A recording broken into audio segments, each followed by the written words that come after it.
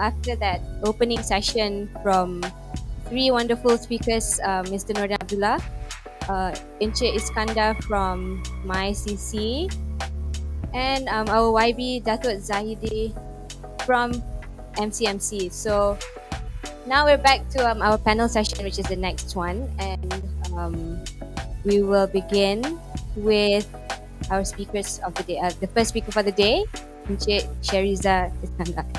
So Zakaria, sorry, Sheriza Zakaria. Give me a moment. I'm gonna be seated.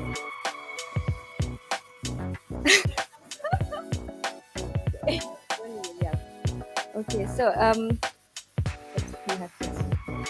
So Encik Sheriza Zakaria. Also, can I call you Shah? Is this okay? Yeah. So Shah is the Chief Executive Officer of Big Dataworks Sdn Berhad, with 21 years experience in the ICT industry, and he has led a team of 212 project members to roll out the nationwide transformation of SSM counters to online service with the mandatory use of MyCOID system. Now, later on, he co-founded My Data Service by spearheading the proposal and secured 6 years concession from SSM under a PFI model.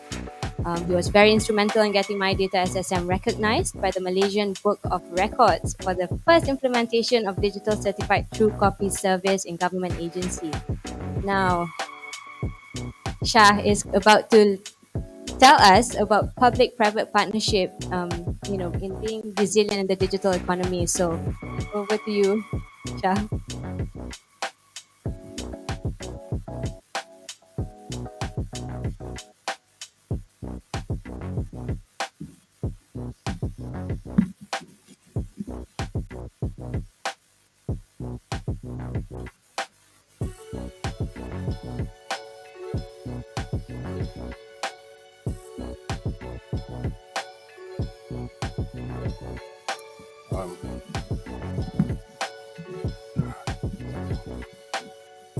Okay. Thank you for the introduction, Ruzanna. Assalamualaikum and very good morning to everyone, audience here and also those who are viewing online. Refining the public-private partnership to compete in Asia. So this title, and it was given to me, it sounded like so academic. I was thinking, how do I want to present this and share this presentation with you? So it will be like very interesting. So I thought, when Nordin asked me to do this, I said, okay, why don't I share it from the point of view of an implementer and the journey that we took to do this PPP project. Okay.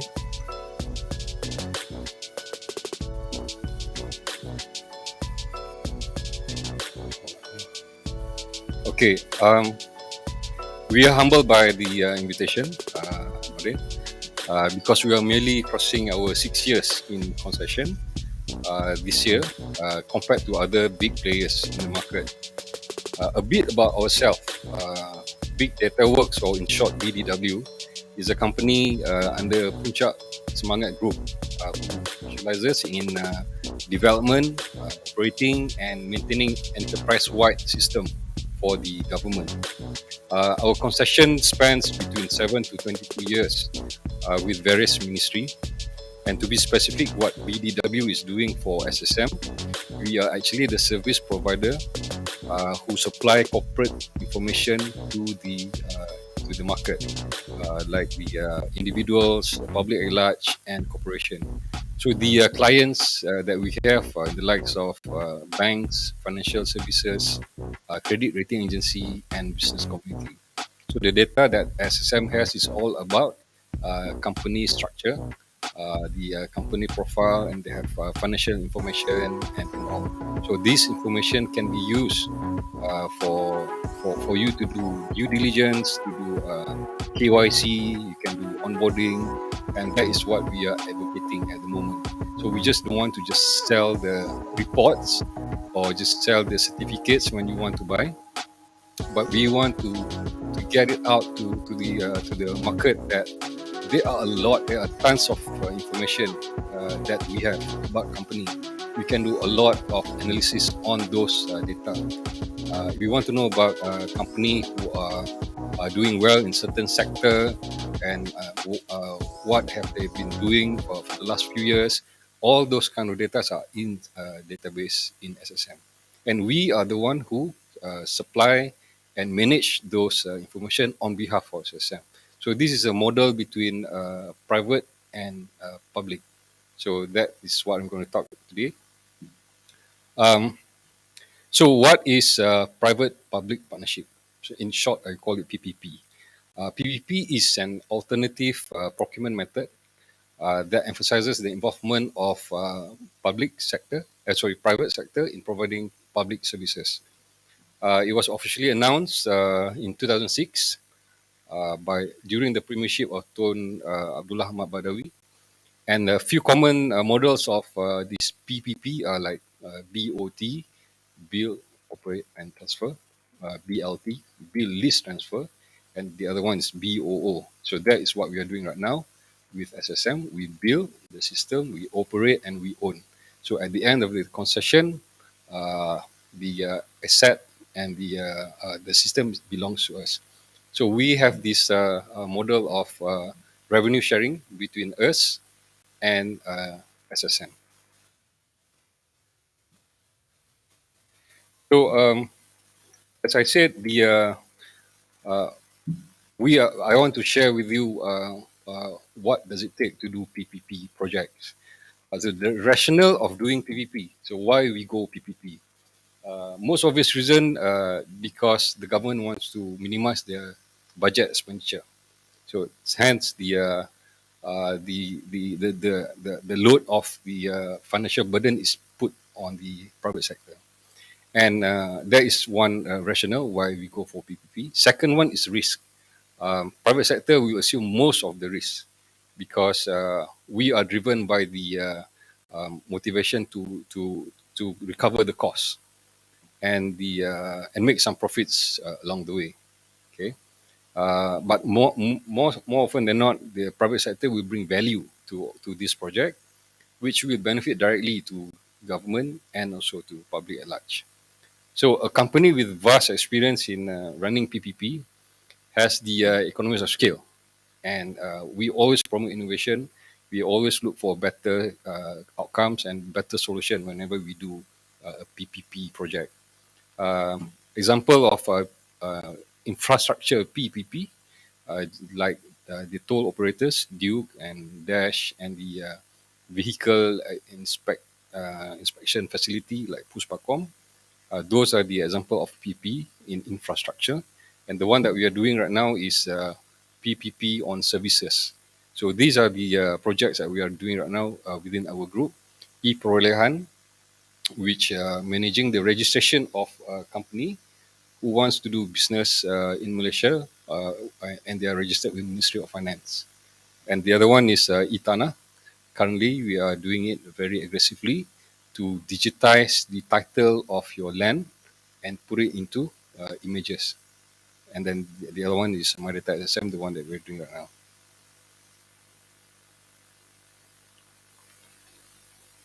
So the critical success factor to do PFI is not easy. Okay, not everyone is capable of doing PPP because of the heavy upfront capital investment. Okay, because the returns will come later on throughout the project tenure. But to do this kind of project, uh, I would like to share some of the critical success factor that you have to have. One, you must be resilient. You have to do self-policing. Um, that means the team, the whole management, you have to be very dedicated in delivering this project.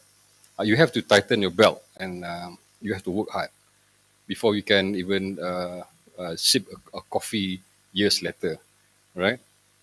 And you always look for gaps and restraints in the problem at hand, and you find a solution which is integrated. So you don't give like a half-baked solution. You say it will come back to you anyway. So these are all the self-policing that you have to do in order to do a good PPP project. And these are the culture that is ingrained in us. So that is the DNA for all concessionaire. And lastly, the private sector has no option but to have a solid project governance. If you don't have a good project governance, then you will fail um, by yourself. So those are the incentive why you can be successful because you need to make sure that you will deliver the project at the end of the day. So talking about digital resilience, this is something that I want to share with everyone. The experience that we have during MCO 2021. During the closure of counter services last year, a lot of the counter services were disrupted. So people can't go over the counter and buy this corporate information. So what do we do? Um, During that time, during the crisis, we remain calm. We let the BCP, the business continuity plan, kicks in. And the first order of business is we have to assess our assets, we activate our resources, and then we maintain line of communication with stakeholders, including media. You know why? Because we want to avoid chaos. We want to avoid panic and also backlash, especially on social media. Because people are asking why we can't go and go online because everything is already online. It's not that we cannot go online, but the decision from the our counterpart, which is public, it has to be made first before we can turn it on online. So that's the beauty of private and public partnership, because private has all the authority and the level of chain of command is very short, and we can take all the necessary action by ourselves. Unlike the government side, they have to get approval, they have to get consent, they have to call for a meeting. So those are the challenges if everything falls on government side alone. But thankfully, we managed to weather the storm at that time. We assigned accountabilities among our team member, among our partners, among our vendor to make sure that the system is up again. And also, you have to have Plan B and Plan C in case your plan is not working. And one thing that I want to share with you, that time, people have no access to the counter. So what we do, what are they are familiar with is WhatsApp. So we created. One of the members said, "Why don't we create a WhatsApp service for these people to transact with us?" So we did a small program where they can make an order over WhatsApp, and then all of our counter support team, they are managing WhatsApp requests and pay online via WhatsApp, where we link back to the internet. So it's all can be done, and desperate times need desperate measure, right? So you have to be creative and innovative. And today, that service has been continued because people are accustomed to it already. And these are the things that emerge during crisis. So that's the story of MCO 2021.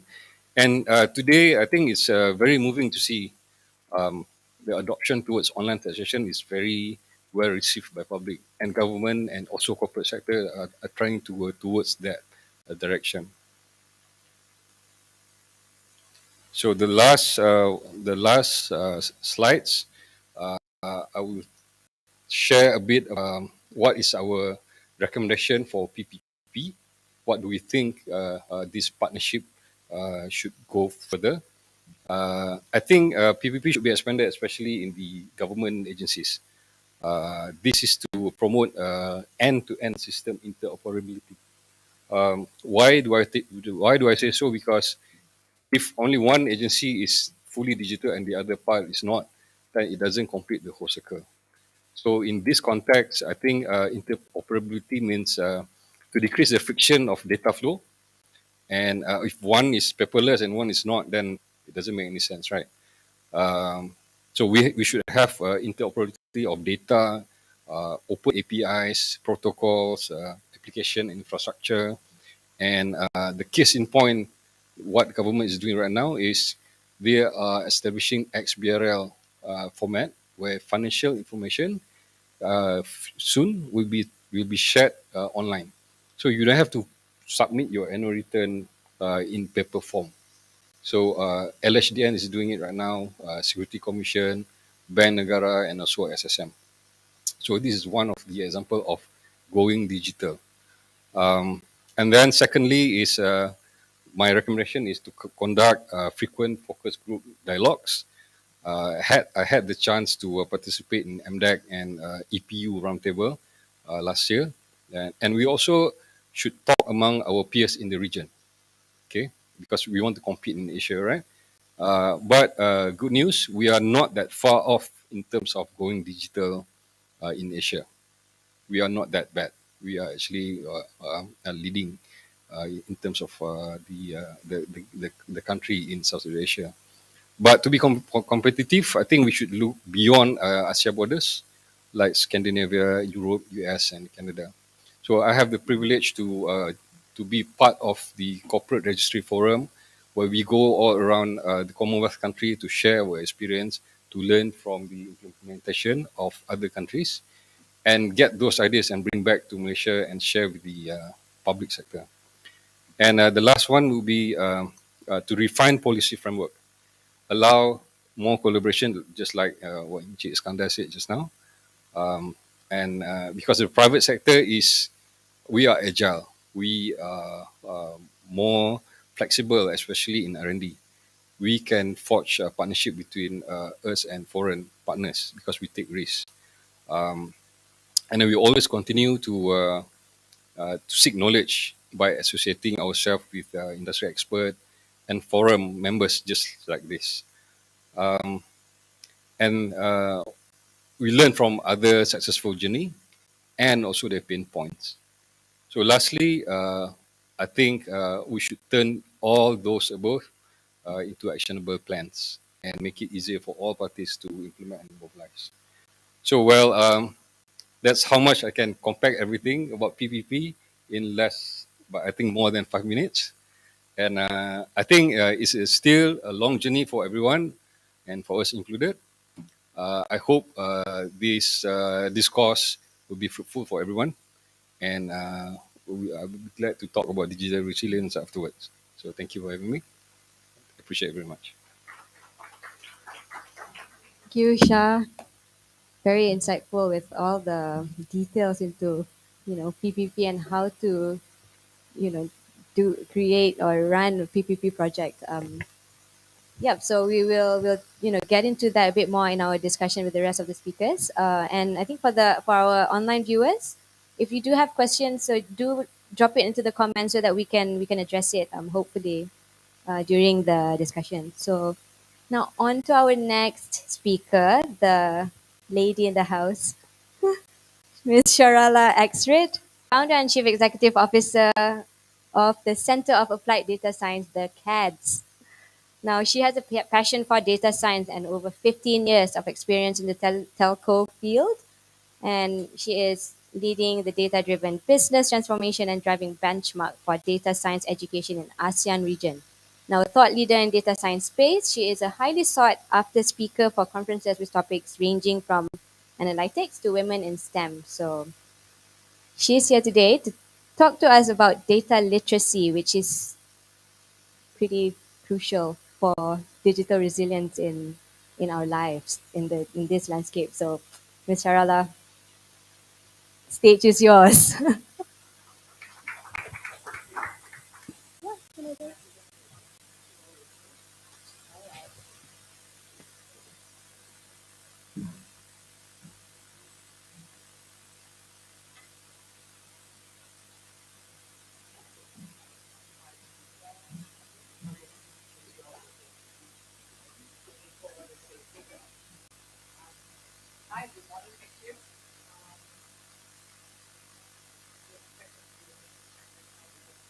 Right. Okay. Hi, good morning. For those who don't know me, my name is Sharala, CEO and founder of CADS. Now, I know I'm here to talk about data literacy and the importance of it, but in order for me to talk about this, I have to talk about myself. So, this is Sharala actually beyond the technology. Those who do not know Bukit Bataga, I come from a small town up north in Axryd. Okay? So in the mainland, our fifth prime minister went by school. If that is not a clue enough, I'll say something controversial. Anwar Ibrahim is from my hometown. Okay? So it's a small town in the end, and I come from a very traditional Hindu family. When I went for local school and went for local university to do engineering. Okay? When I talk about me doing engineering, a lot of parents, it's a very proud moment. But for my mom, it was a huge concern. The question to me was, who will marry me? Okay? When an Indian girl studies too much, it's usually get a husband. So I had to talk about this because part of this journey that I had coming from a small town, going to a local university, and I left the country. So if you can see, I'm from BM, but my last name is Axryd.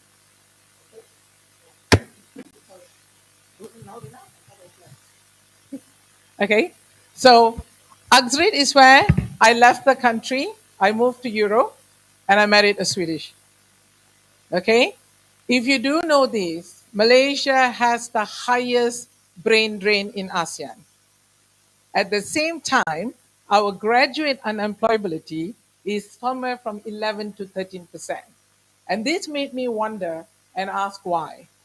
And I think it's important for us to ask this question because I do consider myself one of the brain drains. And I came back with Talent Corp, and Nantha at the back, one of my dear friends and colleagues, also came back, left the country, and came back. So once we Malaysians leave the country and come back, we ask why? What can we do? So part of CADS mission, the Center of Data Applied Data Science, has always been about creating an economy for each individual in this part of the world. Why would the Kuti small Shahs leave Bukit Matajau to come to KL and leave to Europe and come back again? So everything that we do in CATS is driven by a vision and a purpose. And that is why I think today, Nardine, Muru, y'all wanted me to be here to talk about how important this economy of an individual means so much to our digital economy. Yeah? So enough about myself and the company. Let's talk about the whole reason why we are here today, about the pandemic, the endemic, whichever we want to call it. But COVID-19, when it happened in 2019, 100,000 businesses folded overnight. Till today, two-thirds of Malaysian businesses struggle because of the pandemic. Now we talk about job losses, which means 100,000 businesses means how many families, yeah? Okay, but you know what? The pandemic only expedited something that Industry 4.0 was going to happen anyways. A lot of us thought we had 5 years to embrace Industry 4.0, but the pandemic happened sooner than that. So, what is Industry Revolution 4.0? If you think about the world has seen the greatest disruption of the century. At the same time, we have seen the world's best innovation technology that mankind has ever seen. This is what COVID and Industry 4.0 has brought to the world. So we heard our YB talking about digital economy, right? We talked about Malaysia believes that more than 25% of our GDP, our revenue will come from digital economy, which is really true. With all the three other industry revolution that's happened in the world, it has created more jobs than ever. Industry 4.0 is going to do the same thing. It is predicted by 2025, I think the Global Economic Forum of the Economists has said that it's going to create 60 million jobs by 2025. Can you all guess how many jobs Malaysia is going to have by 2025? Just for the digital economy? Any wild guesses? 500,000 jobs. 500,000 jobs in Malaysia by 2025 for the digital economy. Are we ready? Right?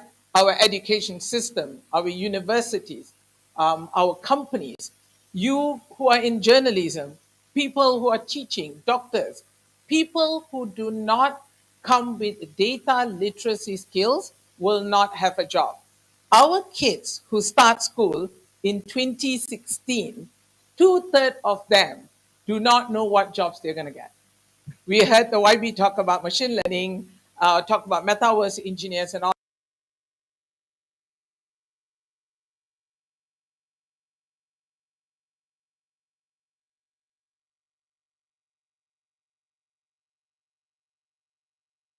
So fellow Malaysians around my age, you will know that you have this brown file that the teacher will ask you, what do you want to be when you grow up? Right? And when I ask my children what you want to be, teacher, I'm not sure. Yeah, mission might be better at teaching that. A doctor, right? I can't. So what will solve the skills issue that we have in Malaysia or even this part of the region? People talk about digital skills, okay? My kids are born with digital skills, right? iPad is the digital nanny that I totally count on, okay? They do not need digital skills. What all of us need is data literacy skills. So this term, yeah, ramai orang get mistaken about, oh, data literacy, that's data science. Oh, this is not for me. This is for IT graduates. This is for mathematicians. No. Data literacy is like basic maths for every kid in school, in university, your own workforce, and in organizations. What does that mean? You need to live, breathe, walk, and talk data. Every decision you do has to be supported by data. And data is everywhere, right? And people go like, yeah, but I don't know this. I need to know programming. There's so many tools. Excel is pretty powerful. And we have some analysts here, and it was very interesting talking to her when we're talking about big data. And she's an analyst. Her whole life she's been using data to consult people. But we, at this point with Industry 4.0, every one of you, everyone, regardless you're a teacher, you're a doctor, you're a finance major, you are a law or a legal firm, everyone has to embrace data literacy, because if you don't have that, you are not relevant to the company. If you don't have that, the company cannot keep you, or the company cannot exist. End of the day, the Shahs of the world will not have a job. And what we'll do is we will speak a better future somewhere else. So what have we done so far? I love this picture, right? Because we launched a project 2100 late last year, and this is about 20 years into the 21st century. What can I, a girl from Bukit Mertajam, can do for the rest of the kids, not only in Malaysia, in ASEAN? No child, and I talk about it, right? You have internet, you have a phone, you should have access to some kind of education. No child should be left behind. So that's what Project 2100 is all about, to allow a nation at a time to be able to access what we have in CADS and have free access to upskill themselves. So we have done this in Malaysia, Singapore, Indonesia, Philippines, and Thailand. And I think it's important to talk about why we should make education accessible to anybody. And if you all, I don't know, you have these stats. Malaysia's internet penetration is 80%. Do you know what is the global average? 50%. Average phone, 2.5 phones per individual. Okay, we have no excuse. We have everything going for us, and it's so important that we do not wait for somebody else to do it for us. Yeah. My last slide, it's always about sustainability and the future. Now, I loved when Shas talked about taking examples from Sweden. Since my last name is Axryd, I can take credit for this thought behind, yeah? Any GDP of a country is dependent on their workforce. And it's important, if you look at Scandinavia and all these high income nations, men and women, the percentage of women in workforce is almost equivalent to men in the workforce. So I talk about this as womenomics, right? It's important in Malaysia. It's a big struggle. And I talk about it during the Women International Month about women in STEM. But I have said, it really doesn't matter, because if you go to university today and if you go to STEM departments, who do you think consists of the highest percentage in universities? It's us, girls.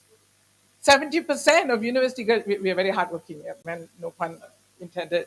You guys like to play, we like to study. But you know what's the issue? We don't stay in the workforce. So the issue is not about women being in the STEM. It's not about women not getting the education. Why we don't stay in the workforce. So that is why in CADS, we created something called Data for Her, because you know what? Data is blind. Data has no biasness. And Industry 4.0 is amazing because it can allow you to work from anywhere, anytime. We talked about gig economy. So mothers who have chosen to stay at home could choose to work a couple of hours, and people need this.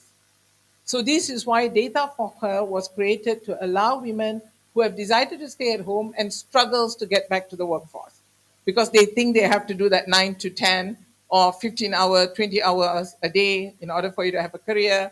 I haven't been in workforce for 20 years. How do I do this? So we created Data for Her for us to talk to more women. And you know what? One of the biggest challenge I find about women is, and I talk about it, right? We dream for our family, we dream for our children, we dream for our husbands, but we never dream for ourselves. Well, maybe I'm a bit different, but yeah.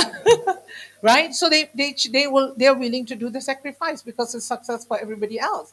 And I think I also talk about it. Successful children come from successful parents, right? So it's important to see both your parents, both you and your partner having that ambitious thought.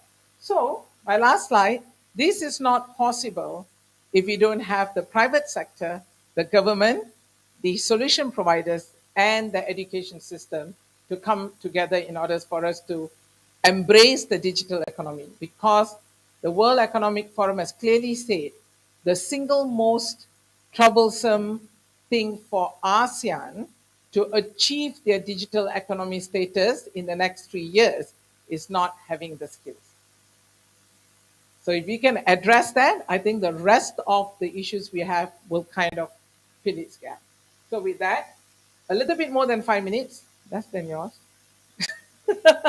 I thank you all for your time. Thank you.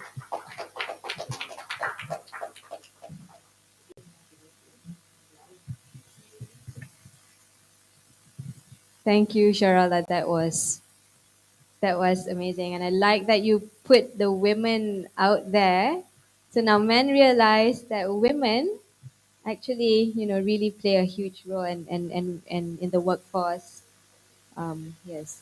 So now on to our next speaker for the day is Mr. Nantha. Nantha Subramanian, country head of Perfios Software Solutions Malaysia.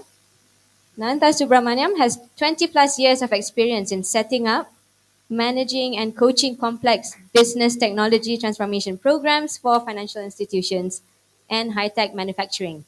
His expertise is in large scale transformation, operational excellence, and change management. Nantha has a strong people oriented entrepreneurial background where, present and past, he has served as a partner, coach, consultant, and COO for tier 1 banks and multinationals. Now, he has worked extensively across the UK, Europe, and Asia for global banks, MNCs, and is currently a partner for Perfios Malaysia. So, Mr. Nantha, over to you. I'm going to give you the stage. So,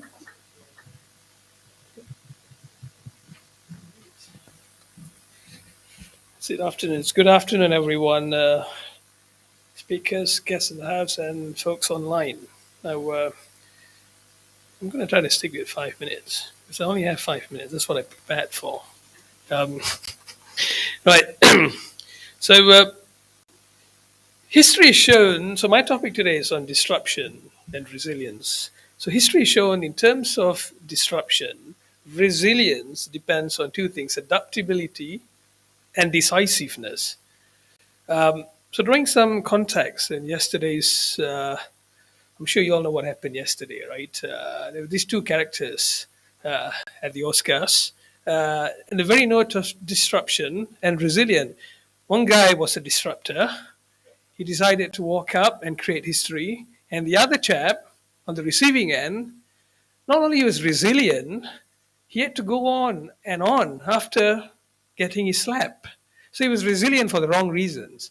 So what I'm trying to say here is, yes, you need to be resilient. You need to be adaptable for the right reasons, not for the wrong reasons. Yeah, and for a better future, defensive measures and short-term goals are out of the window in this new norm. The new norms is all about how do we have a sustainable and an inclusive growth agenda for all. This is what will spur the economic development.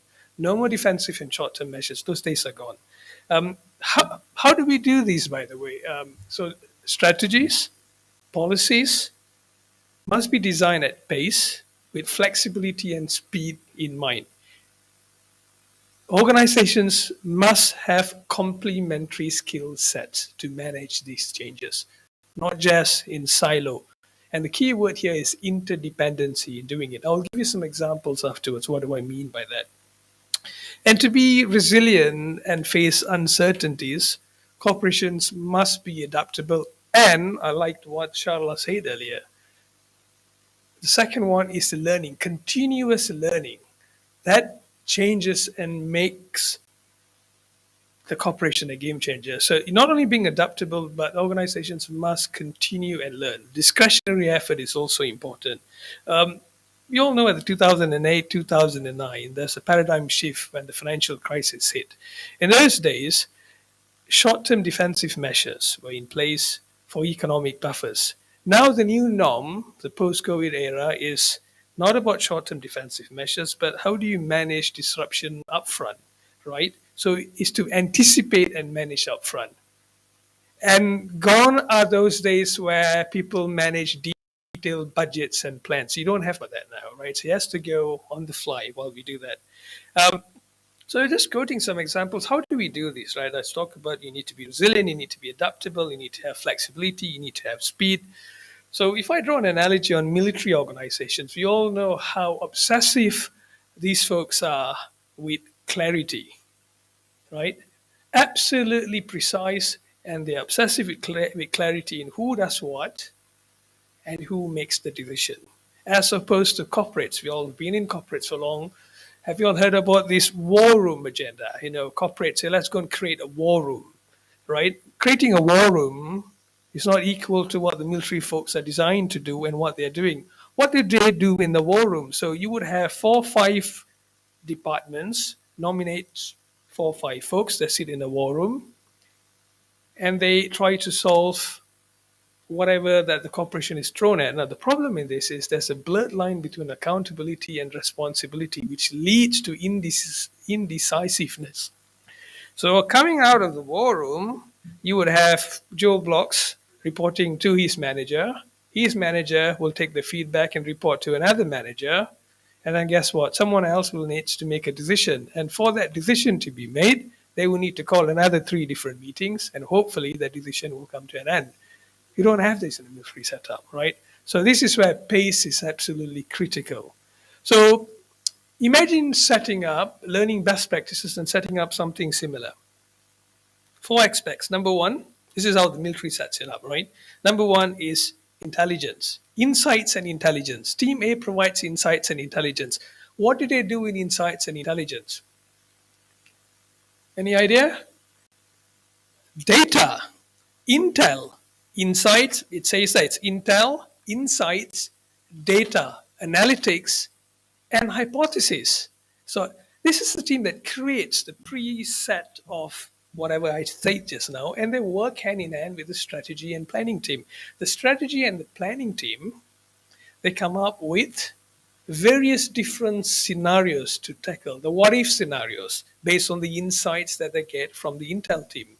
And they work hand in hand with the operations team. There's only one job for the operations team, which is to flawlessly execute, right? Last but not least is communication, communication, communication, precise, on time. And at chaos, managing chaos and disruptions, you always over-communicate than under-communicate.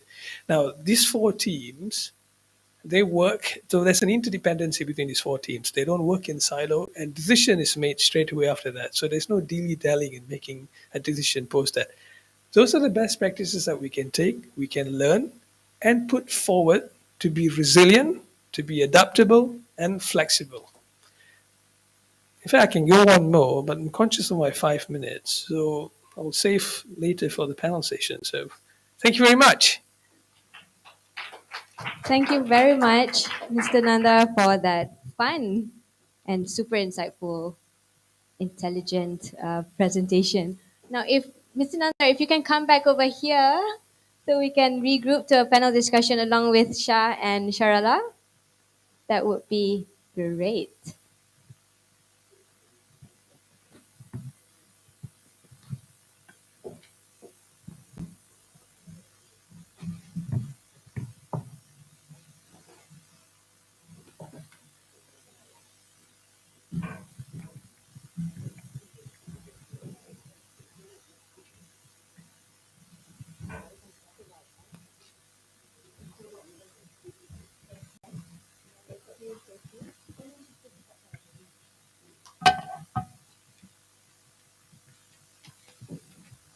Okay.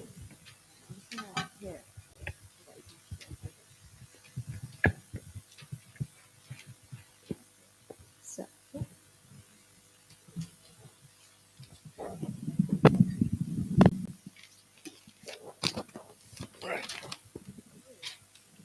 so we've heard, these three amazing speakers present, and we hope our live viewers will, pump in some questions if you have any, and those in the room if you have any questions as well. Uh, so now, okay, we've talked about PPP, we've talked about data literacy, and we've talked about intel insights, that decision making process, that we need, for corporations in resilience. So what okay, first of all, like, what does it mean, to be resilient? I mean, I know we've gotten gist of it throughout the day, but for corporations, like, yeah, being resilient in the digital economy, does it even mean anything for some of the companies out there today? Do they need to understand what it really means? So maybe if each one can put out some thoughts. We can start with a lady, or I have so maybe. much to say about this. Yeah. Probably not started with me. No, you know I think we tend to address Industry 4.0, this whole disruption that's happening. Like we can learn from the three other revolution that's happened, right? You think about it. Today, for us to get a credit card, we need to apply, and they need to do so many checks, right? Whereas Grab and Shopee is going to give buy first, pay later. Okay, banks are not being disrupted by their own industry. They're being disrupted from people they didn't even know existed. Okay, and they're coming for you. So here we are talking about resilience, staying agile. I think that's not the. I think that's far gone. That story is far gone. They had 5 years to think about it, but now it's all about how you stay ahead, afloat, and then if you're lucky, ahead of the game, right? Because Malaysia, the biggest employers in Malaysia are government-linked corporations. That means if they are not thinking about innovation and staying relevant, a huge chunk of Malaysians will lose their jobs, right? So that is why I think a part of being innovative, part of, it doesn't have to be a CEO's problem. A strategy needs to come from that, but you need to enable the whole organization to be relevant. So it's not a journey that I alone and get a great marketing guy and he'll figure out what's next. No, that is why I talk about data literacy. So when you enable a whole organization to be able to think, like, if I'm a bank teller, I know my job better than a central guy who does analytics, right? How do you enable them for them to even think about keeping their job? Correct? So I think we are far beyond trying to stay resilient because, um, if you're not eaten already by some other organization that's not even from your industry, you just got to change.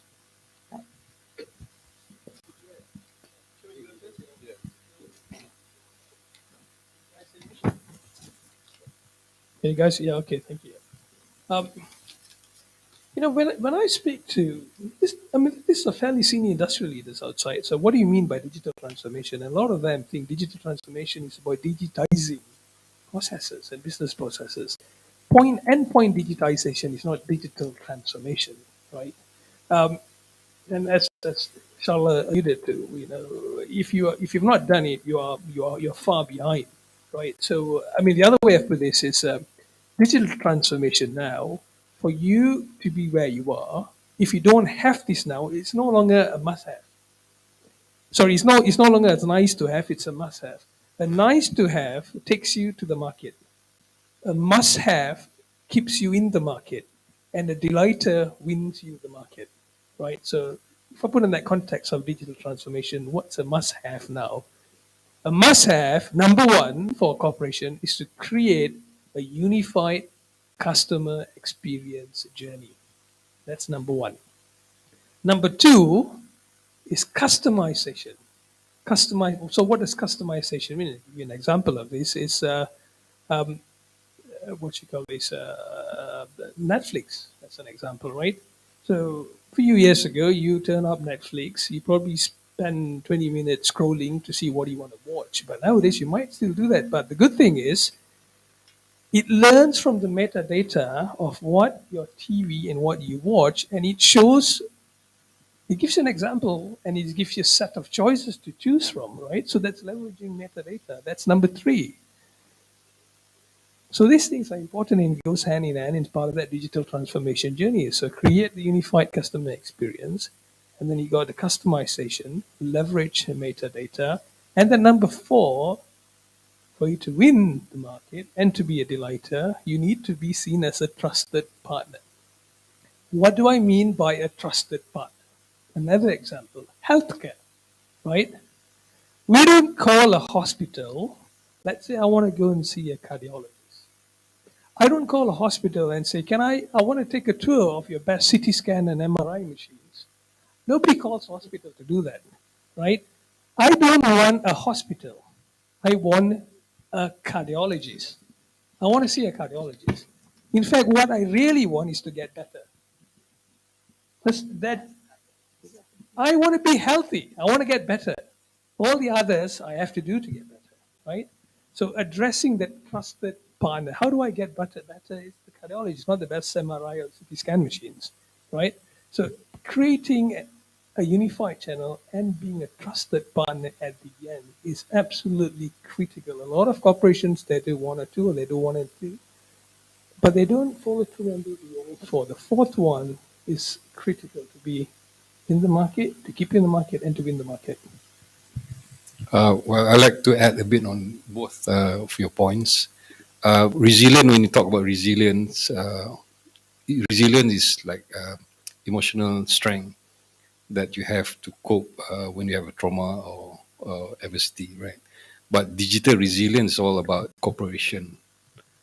Companies, how is the company is able to withstand these challenges, and then not and knowing what to do when they have the setbacks, and they will always come up and stay afloat, like what Sheriza is saying. And to me, digital resilience in company has to start from the whole organization. I mean, the whole team member, and you have to look into not only on the strategy and the plan part of it, but you have to look at the operational, the user experience, and even from HR to finance and all, and think of how do we transform and then adapt to this new norm, and for you to be relevant. And like what Nantha said just now, then gone are the days when you are still planning what to do and then talk about it and not knowing what to do. So and talk about budget all the time. So you have to be proactive. You have to learn and think about resilience as one of the necessity. Very interesting points, and I noticed that. I mean, even okay, you are mentioning, you're highlighting on the people behind it. And I think all three of you have actually pointed out that the manpower is, you know, a big part of this journey, in digital resilience or digital transformation. But and I think what you just commented, it's as if now we need to turn it around. Like number four is now the first one because, we have to start thinking about the people. I mean, yes, technology is one thing, but then there's the, people behind the technology, which is, back to what you were talking about with data literacy. So I know we talked about this a bit before the session, but and with data literacy, how will it help, say, the youngsters or anyone who wants to get into digital anything, right? To even upskill. What does it mean? I mean, if they understand the data better, that does it help them in any way in terms of upskilling and things? So So this is a direct question to me. to you, Yeah. yes, Mr. Sharala. Sorry, I'm looking at you. Oh, so we this is very important point, right? So if I get a finance graduate that's upcoming for a job interview in any of these companies, my companies, I'm sure Nantha's company or Shah's company, and they come up in their CV, it says they have some basics in data storytelling or data visualization versus a finance graduate that comes with none of that. Who do you think is going to get the job? That's right. Yeah, right. So that's what it's going to do. I talk about this because young graduates, now we talk about 11 to 13% graduate unemployability in Malaysia, right? And what happens is we did an experiment in 2016. We call it a data star because the whole world wants data scientists, data analysts. IBM says they want 1 million. Everybody wants it. Global, shortage of this talent is there. So we experimented with the young, fresh graduates because you cannot get these guys employed. And then people are sort going after that one data scientist that everybody wants. And we started equipping them with, data storytelling, Excel analytics, visualization. And these kids were so quick to get a job that today a junior data scientist that go through a 2 months program with us, their starting salary average is 3,500. If you know Malaysian starting average salary is about 2008 to 2000, yeah? So another key point, not to take up time from my amazing fellow panelists here, is also about investors go to countries based on the type of talents you create, right? We spoke about earlier, right? We don't want to be known as a cheap labor anymore.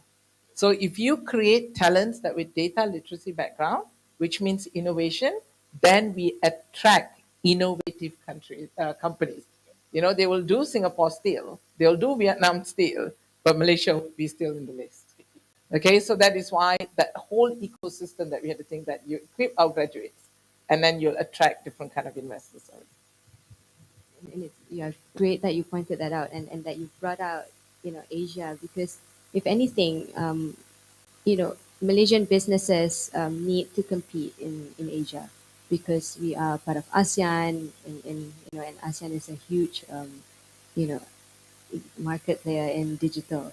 So, what would be the tips or recommendations for businesses in Malaysia to maybe be able to compete with the others in other parts of Asia, because Singapore is obviously, I think, leading the way a bit in this space. So, and yeah, maybe Nantha, yeah, how about you? So I think the first thing is it all starts at a young age in the education level, right? So there has to be, so the schools has to be not just a subject for the sake of having the subject, it has to be instilled at that level, at that primary school level, not just at that secondary school level. It should start at a young age. And that doesn't mean just playing with iPads, right? So so yes, we need to make fun. We need to make it fun, but it has to be indoctrinated at that level where kids are naturally progressing with data, right? The reason we need to do this is because for you to make an informed decision, an objective informed decision, you rely on data, not on hearsay, right? So how do you do that? So that drilling has to happen, that teaching has to happen at the young age itself. So I don't know. In fact, it's my bad. I don't know. Are we teaching this in schools now at the young age? They might do. Can we do better? Yes, we can do better. So the other thing, the other important thing is what the Japanese have been doing for long. This is after World War II. Don't reinvent the wheel, right? Things are available outside. So take it and make it better. So we should be learning from the onsets of countries that's doing well in this space and have that collaboration with them. You know, do we have collaboration with them? Yes, in universities, but why not in colleges? Why not in schools? Take it from them and learn it from them. The European Union has got setups in this. We are part of that setup anyway in terms of the collaboration that's happening. So try not to go reinvent the wheel. Try not to make a huge meal out of this, but try to expedite by taking, replicating, making better, and collaborating. So that's where I think the skill set's important. If you've done it from at a young age, it naturally becomes into that more skillful economy, the more skillful workforce that Sharala was mentioning earlier. A bit. I want to add a bit on that. I think since few years ago, 10 years ago, Tun Abdullah Ahmad Badawi said that we have the first class infrastructure, but third class mentality. You know why? I think we have access to the gadgets and all these modern devices, but sadly, the discussion, the narrative is not about how best we use those devices and technology, and then it goes beyond who has the best and who has the latest device, and probably media should play their role as well. So you don't talk about devices and the content that you are putting out there, right? So it's all about entertainment. Why don't you, do like the Scandinavian countries, or in like Japanese? You're talking about the use of the data. Look at how you analyze data. But I think today I'm very pleased to see some of the corporates, they are going into that. They say these are big data. Uh, Companies like TNB, Maxis, and I think Cellcom, and now Maybank, they are presenting your consumption of your spending and also your electricity in graphical format. So now I think I would like all those. I'm so geek about all those infographic. But I told my children, now you can see how much you spend your money on, right? So this is something that is should be promoted more and more and more in our day to day conversation, and starting at young. I think. No, yeah, I have to go sample ahead. since you Please, brought up Sambo. Singapore and ASEAN, right? I have to say this. I think, just like what we tell organizations need to be data driven and make decisions, the countries, the government, we have a great digital blueprint that's in place. What makes Singapore ahead of the game? You think they have natural resources? There are 4 million people in population. We have 30 million. Indonesia, 600, 300 million. So what makes them, right? To have a strategy in place. They were the first ASEAN country to have an AI strategy in place. That means everything you do, from the kind of education you want to put, kind of graduates that you need to, churn up, critical skills of today and future. That means I've already decided in 10 years what kind of companies I want in to come to my country and invest. That needs to be laid out, right? China has become the global's most feared economy in the world. Why? Because of the AI strategy. You know how many graduates they churn out a year in AI and machine learning? 1.5 million. That's more put in the whole of Silicon Valley, yeah? So that's what I think. That's what makes this country ahead of it. We need to think about current skills, no doubt, right?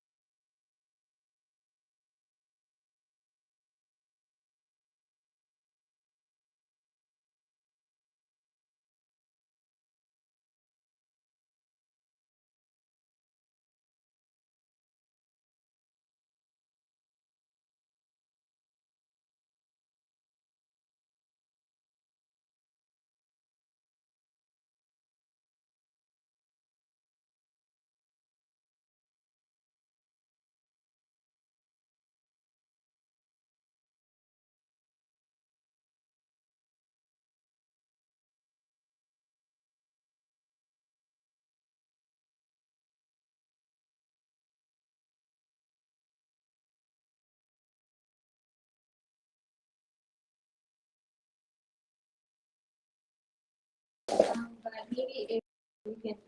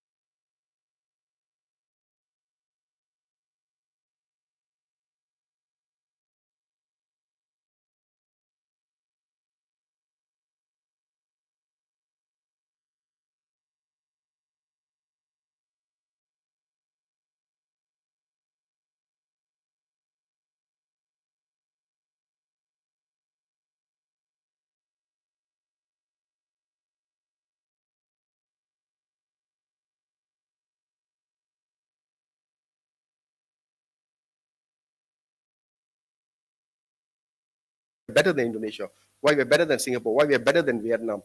So that's the kind of CEO, that's the kind of leadership we need if we want to move forward. Okay, so that's a bit about it. And I just made some slides for the sake of making slides. Okay, I mean, talking about digital, I actually hate the word digital transformation because I think, we're hearing it too many times, too often over the last few years. So I would rather call it mindset transformation, because that's what it's all about. It's about changing minds. It's about people accepting, and COVID has actually helped us in many ways. COVID has taught us so many lessons. I think the word resilience itself, COVID is probably the example we have to use. It has taught us about how, if you are a resilient person, or if you are a person who had a strong immunity, there's a very big chance that you will get out of it better than someone else who has probably, say, neglected their health or been very, very casual about the way that they have looked after their health. So I think that you can translate that into a corporation. So I think that's important. I think the digital transition needs clear rules. I think at the moment we are all over the place. We're just bombarded with technology. We're just bombarded with speed. We're just bombarded with everything else out there.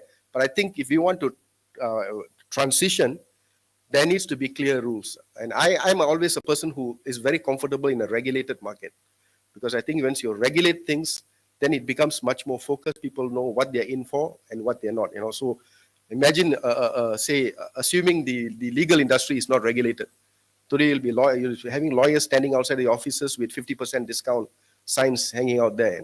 The fact that it's regulated actually makes it easier for both the players in the market and also the customers. Okay, people need to know that they can trust the technology in their hands. I think Nantha brought it up about trusted, because that's important. People need to know. Noreen, the last session that we had, I went and mentioned about our health app. Remember that? And that there's some talk going out about commercializing our health app. I didn't know the thing will blow through the roof, and everybody's talking about it now. But that's it. People need to trust the technology. So there needs to be, like, in the cybersecurity industry, we are working towards that. There's a cybersecurity act that is being worked on now, and we need to have trusted vendors. You need to know, how do I know I trust you? Is there a governing body? Is there somebody I can complain to if, for example, if you don't, deliver what you promised to deliver? So I think we need to have, people need to know that the technology in their hands can be trusted, and businesses need predictability, to plan their investment. So I think this everyone knows. We need predictability. You cannot, especially from an investor's point of view. Okay, so if you're a business owner, you will feel this. Because if you don't have predictability, then it becomes a problem. So that's. Now, moving forward, the policymakers need to bridge the digital divide to accelerate Malaysia's digital transformation journey. What I find now at the moment is everything is all city-centric. So we're always talking about Klang Valley, Penang, Johor. But to me, digital transformation doesn't make sense if the person sitting down in Perlis, unfortunately, Ministers from Perlis is not here. I would have scored some points there. Somebody in Perlis should have the same access to technology, have the same kind of comfort that technology provides to someone in the Klang Valley. So I think that's where, that's a big problem. There's a rural divide. And I'm sure everyone knows about what happened in Sarawak with a girl going up the tree and just trying to get a line, So that's a topic for another day, because we're still on 1G. I don't know why they're talking about 5G, I still can't speak to anyone today without my line dropping about 3 or 4 times. So it doesn't even make sense to me, but I mean, what to do? And of course, this will be essential for the economy to bounce back from the pandemic and build the foundations, okay? Now, everybody is talking about data, everybody is talking about, but I think one of the areas we've lost our way is the security angle of it. I think this has to be addressed, because data is oil, data is the currency today, data is a commodity, data is a weapon, so it's our data at the end of the day. It can be your personal data, it can be a company's data. We come just a few years ago, we used to have shredding machines in the office. So when we have a confidential document, we used to actually seal it, we put a stamp there, and this is confidential. And then some of these documents, if they are government related, we take it, then we shred it. We put some documents in the safe, some in the depending on the importance of the documents. This was just about 10, 12 years ago. Today we get a confidential document, we just forward it on WhatsApp. We don't even know whether it's. So I think while chasing technology, while trying to be the first, I need to have a faster phone, I need to have a faster laptop, I need to have access to this, access to that, we have seriously compromised on our security. So I think we need to just take one step back, as far as companies are concerned, because if you're going to be digitally resilient, you need to protect your data. So it's basically it's money. You just translate it how you look after your money. If tomorrow you were robbed, you could be back to square one. So it's the same thing with data. So I think you need to first of all identify your crown jewels, because not all data is critical. Not all data requires the same amount of protection, the same amount of security. So identify your crown jewels. Okay. So basically categorize your digital assets. How many companies do that? We have files if you're talking about physical documents, we file it. We file it according to the importance. But how many of us actually categorize our digital assets? Okay. Then protect your critical digital assets. Okay. So then I'm not going to talk about technology, because I never talk about technology, because technology is out there for a price. It's what you can afford. I always like to talk about the people and the processes. So the technology part to me is never a problem, because it all at the end of the day depends on dollars and cents and what fits you. Okay. So protect your critical digital assets and back it up. It sounds very simple, but you'll be surprised the number of people who actually don't do it. I speak to CEOs and board of directors, and I'll be talking about some high-level cybersecurity thing, and then they'll be asking me whether they should actually update their apps on their phone. They go back to that basics. They don't even know they need to update their apps. They don't even know that they need to actually pay and get an antivirus, or there are other ways to protect their stuff. So it goes down to the very basics. This is my signature, which I normally finish with whenever I talk. So you can answer this. I mean, it's not a quiz, but you can ask this to your staff. You can ask this to yourself. You can ask this to your whoever you want. Do you know where all your data is? It's crucial. As we speak today, every one of us, somebody is monetizing our data. Somebody is monetizing our data. Those days, if somebody writes a book, if it's written by them, or if it's a material by them, they will want to go and patent it and copyright it, and then probably get a royalty from it. But today, all our data is being monetized. So now, of course, I can speak about it openly. Our My Sejahtera app, since now it's no more, it's already out there. The same thing. There's from what I hear, there's 51 million people's data with whoever is owning the information, and this is 51 million data, not health data. The health data is only a very small part. It is your lifestyle data. So today I know Sophie, what she has been doing for the last 2 years. What is her preference as far as food is concerned? What is what kind of entertainment she prefers? What is her hobby? Who does she visit often? Is she always seen in PMO's office doing whatever? So this is the kind of data we are talking about, and someone wants to actually monetize this data. So do you know where all your data is? Do you know who has access to your data? How many of you can answer this? My data is in the cloud. No, it's like looking up to the heavens and say, God save me. That's what's happening today as far as data is concerned. Cloud. We used to do that whenever we get stuck and we look at God and say, please. So it's all out there. But I don't know which cloud, but it's just there. So do you know who has access to your data at this moment? Do you know what your data is being used for? How many of you can answer this question? Do you know how valuable your data is? And do you know how much you will lose if your data is compromised? Okay, so this is, I'm talking, the number 4 and number 5 might sound similar, but it's actually different, because here it's not only financial value, it's reputation, it's downtime, it's your standing in the supplier chain. Okay, I must share a story with you. I'm a member of the Malaysian Dutch Business Council and also a member of Malaysian Australian Business Council. And I attended a networking session recently, and they had InvestKL, which is an investment arm under the Ministry of International Trade. I was speaking to the guy from InvestKL, and he was telling me today, when they meet investors from Europe, potential investors, one of the questions that they're actually asking is, how strong is your cybersecurity framework in Malaysia? Do you have a cybersecurity act?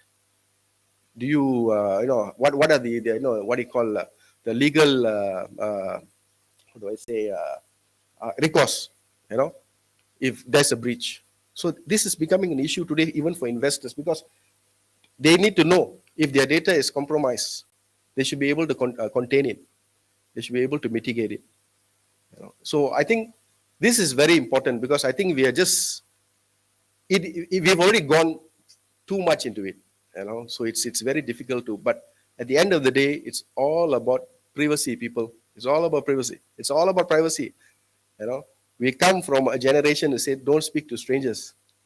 Today we share our most intimate details with strangers. So to me, it just doesn't make sense. Okay, it doesn't make sense. But I think we just need to take off and on. We just need to take a step back and say, whoa.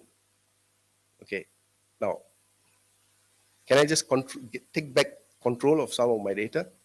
And just stop pressing every time you get accept all cookies, accept this, accept that, without even thinking. But when we actually, I don't understand, when we actually read a contract, we are so, somebody gives us a written contract, we are so detailed. I'll get my lawyers to look into it. I'll get back to you in a week. And scrutinizing line by line, and then seeing whether, and then giving some recommendations. Our legal department looks. That we are doing that on one side. The other side here is without even knowing what we are accepting. So I think this is where I think we need to sit back and the security angle of it is extremely important. And you can see from the MySejahtera app today, that's the main issue, the security. They want to know what's happening, who owns our data today. So I think this is important, because if you want to be resilient, if you want to survive in business, you need to have control over your data, because that's the new currency. That is what the future is. So thank you again to everyone for coming. Hopefully we can get some of this stuff. They told us give them the good and the bad.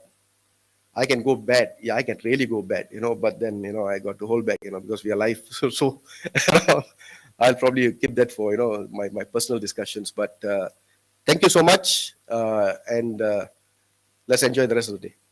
Thanks.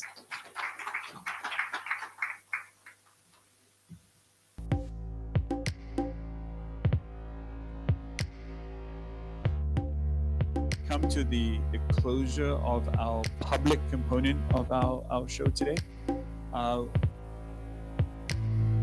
Sorry? Photo? Done. Too late. You don't need to see me. It's off. Okay, thank you very much, Muru. And we're going now to ensure that we are no longer.